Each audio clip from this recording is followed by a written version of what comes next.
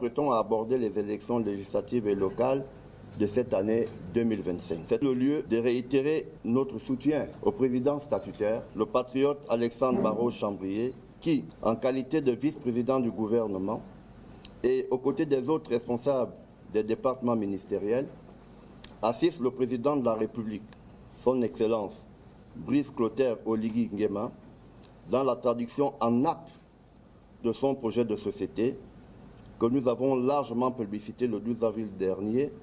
Le RPM exprimait sa disponibilité à œuvrer à la construction d'une majorité présidentielle se démarquant des errements du passé. C'est autrement dire que le RPM soutient la vision d'inclusion prônée par le chef de l'État, celle qui doit nous conduire à surmonter les divisions d'hier pour offrir à notre pays une nouvelle chance de voir ses filles et ses fils unis et solidaires, contribuant chacune et chacun à leur juste place au rayonnement de notre pays.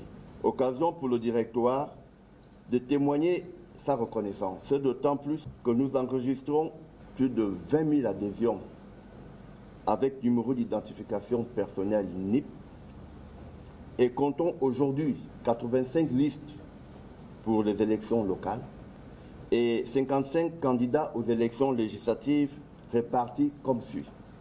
Pour la province de l'Estuaire, nous avons 14 candidats aux législatives. Pour la province du Haut-Ogooué, nous avons 4 candidats aux législatives.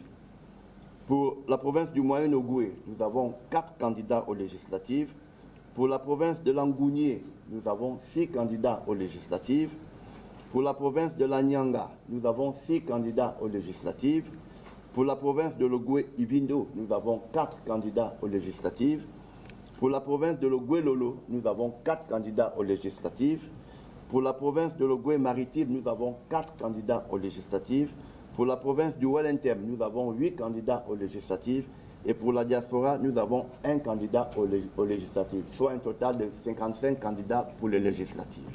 Aussi, il est important de préciser que les participants autorisés pour la validation sont, pour les élections législatives, le candidat titulaire ou son suppléant. Pour les élections locales, la tête de liste ou son représentant dûment mandaté. Tous ces rappels sont faits pour inviter tous les patriotes à rester conformes à la loi pendant le processus électoral. De même, le RPM rappelle que les joutes électorales ne doivent pas être l'objet de débats personnels, mais plutôt susciter la confrontation des idées au bénéfice du développement de notre pays.